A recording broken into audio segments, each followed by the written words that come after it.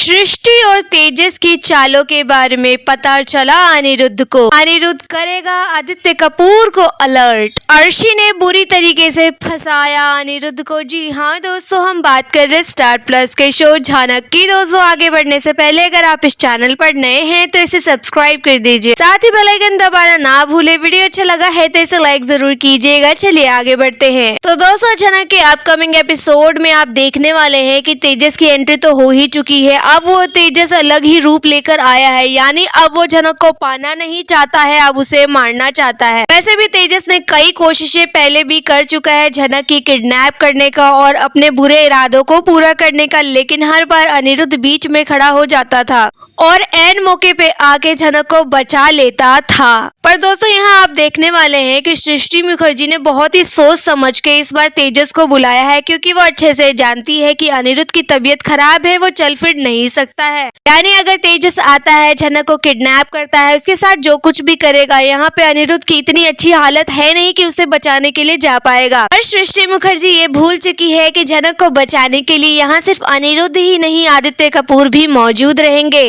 वैसे भी दोस्तों अनिरुद्ध की कितनी भी तबीयत क्यों ना खराब हो, जब झनक मुसीबत में होगी तो वो दौड़ा चला आएगा, चाहे उसके साथ कुछ भी हो। सेम उसी तरह जैसे उसने हॉस्पिटल में अर्शी को सुनाने के लिए बाहर तक आ गया था, डॉक्टर ने मना भी किया, लेकिन फिर भी उसने अपनी तबीयत की परवाह किए बगैर झनक को प्रोटेक्ट करने के लिए आया। अब तो यहाँ पे अनिरुद्ध ने कह दिया है झनक को कि कोई भी अब तुम्हारी बेइज्जती करेगा, मैं बिल्कुल बर्दाश्त नहीं करूंगा। झनक तुमने ऑलरेडी बहुत कुछ सह लिया है और इन सब से मैं ही तुम्हें प्रोटेक्ट करूंगा। यानी अनिरुद्ध रक्षक की तरह खड़ा हो जाएगा झनक के सामने। दोस्तों दरअसल आप देखने वाले हैं कि जब अनिरुद्ध वापस आ जाता है अपने घर, उसके साथ झनक भी लौटती है। अब झनक और अनिरुद्ध का यहाँ पे सीन दिखाया जाता है। झनक अनिरुद्ध को खाना खिला रही होती है, अनिरुद्ध कहता है मैं खुद ही खा लूंगा। पर झनक खुद से ही खिलाती है और बातों ही बातों में अनिरुद्ध झनक से पूछता है कि तुम्हारी शूटिंग कब खत्म होगी। झनक यहाँ सब कुछ बताती है कि 2 दिन बाद मेरी शूटिंग खत्म हो जाएगी, और वैसे भी फिल्म की शूटिंग तो कब से चल रही है, मेरे ही सीन्स काफी सारे होल्ड पे रखे गए हैं, तो मुझे जल्द से जल्द ये सब कुछ करना पड़ेगा, उसके बाद मैं मुंबई चली जाऊंगी। दोस्तों यहाँ मुंबई जाने के नाम से ही अनिरुद्ध का चेहरा उतर आता है, क्योंकि वो अब झनक से दूर नहीं रहना चाहता। वो झनक का हाथ पकड़ के कहता है तुम प्लीज जाने की बात मत किया करो, मैंने कितनी बार कहा है कि मैं तुम्हारे बिना अब नहीं रह सकता, अब मेरे से नहीं होगा,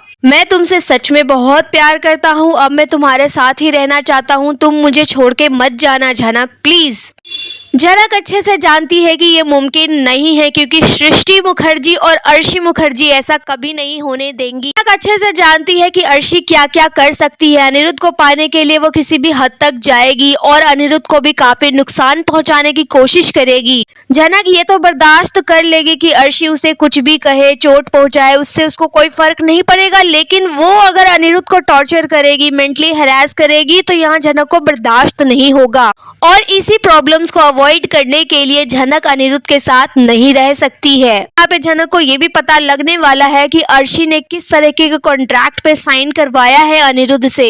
जी हाँ, यहाँ उसे पता लग जाएगा कि अर्शी ने एक एग्रीमेंट बनवाया है जिसमें साफ साफ लिखा हुआ है कि अगर फ्यूचर में अनिरुद्ध अर्शी को छोड़ने की कोशिश करेगा तो वो जेल चला जाएगा, उसके ऊपर लीगल एक्शन लेगी, उसके परिवार के ऊपर लीगल एक्शन लेगी, उन लोगों को जेल पहुंचाएगी। यानी अर्शी ने बहुत ही बुरी तरीके से अनिरुद्ध को फंसा दिया है, क्योंकि वो अच्छे से जानती थी कि अनिरुद्ध फ्यूचर में जरूर कुछ ना कुछ ऐसा कर सकता है। यानी अनिरुद्ध का मन डोल सकता है, वो वापस कहेगा मुझे झनक के पास जाना है, तो अर्शी थोड़ी ना उसे देखते रह जाएगी। तो उसने फ्यूचर को पहले ही एस्टिमेट कर लिया था और अपनी माँ का दिमाग इस्तेमाल करके उसने ऐसा एग्रीमेंट बनवाया जिसमें अब अनिरुद्ध बुरी तरीके से फंस चुका है। तो जब ये सारी बातें झनक को पता चलेगी तो वो नहीं चाहेगी कि अनिरुद्ध को जेल जाना पड़े, इसलिए वो खुद ही अनिरुद्ध को छोड़ के चली जाएगी। और साथ ही आप देखने वाले हैं कि शूटिंग के दौरान जो झनक को किडनैप कर लिया जाएगा, तेजस और सृष्टि की गंदी चालों में जो है झनक फंस जाने वाली है। ऐसे दोस्तों यहाँ अनिरुद्ध को पता लगने वाला है कि सृष्टि मुखर्जी तेजस के साथ मिलकर झनक को फिर से किडनैप करने वाले हैं, और ये बात जब तक अनिरुद्ध को पता चलेगी वो तुरंत फोन घुमाएगा झनक को, और झनक जो है अपना फोन ऑलरेडी सेट पर छोड़ के जा चुकी है, मतलब वो अपना फोन भूल कर जा चुकी है, क्योंकि वो इतनी जल्दबाजी में रहती है कि अपना फोन लेना भूल जाती है। यहाँ पे आदित्य कपूर झनक का फोन पे अनिरुद्ध का फोन देखते हैं कि फोन आ रहा है। अब झनक तो अपना फोन भूल लेके जा चुकी है। तो यहाँ आदित्य कपूर फोन रिसीव करते हैं और उसमें अनिरुद्ध कहता है कि झनक कहाँ है, मुझे झनक से बहुत जरूरी बात करनी है। पर आदित्य कपूर सारी सच्चाई बता देने वाला है कि तुम्हारे तो एक्सीडेंट हो गया था, तुम्हें ही तो देखने आ रही है झनक। दोस्तों जैसे ही अनिरुद्ध को ये पता चलता है कि झनक जा चुकी है तो उसे बहुत अफसोस होता है कि वो सृष्टि और तेजस की जाल में फंस चुकी है, मतलब वो किडनैप हो चुकी है। ये सारी बातें जो है अनिरुद्ध बताने वाले हैं आदित्य कपूर को कि उसको मैंने नहीं बुलाया, मुझे कुछ नहीं हुआ, मैं बिल्कुल ठीक हूँ। ये तो तेजस की चालों में वो फंस गई है, उसे किडनैप कर लिया गया है, अब उसकी जान को खतरा है, हमें कुछ करना होगा, हमें बचाना होगा। ये बात सुनकर आदित्य कपूर को भी काफी बुरा लगने वाला है कि झनक किडनैप हो गई। यहाँ पे अब ये दोनों मिलकर जो है झनक को ढूंढने की कोशिश करेंगे और ये देखना इंटरेस्टिंग होगा कि दोनों में से कौन बचाता है झनक को। फिर दोस्तों ये दोनों मिलकर जो है झनक को यहाँ ढूंढने की कोशिश करेंगे और देखना ये इंटरेस्टिंग होगा कि क्या झनक तब तक खाई में गिर चुकी होगी या ये लोग एन वक्त पे पहुंच जाएंगे झनक को बचाने के लिए। वेल यहाँ आपकी क्या राय है, आप हमें कॉमेंट में बताइए। वीडियो अच्छा लगा है तो इसको लाइक कीजिए, सब्सक्राइब कीजिए फॉर मोर अपडेट्स। धन्यवाद।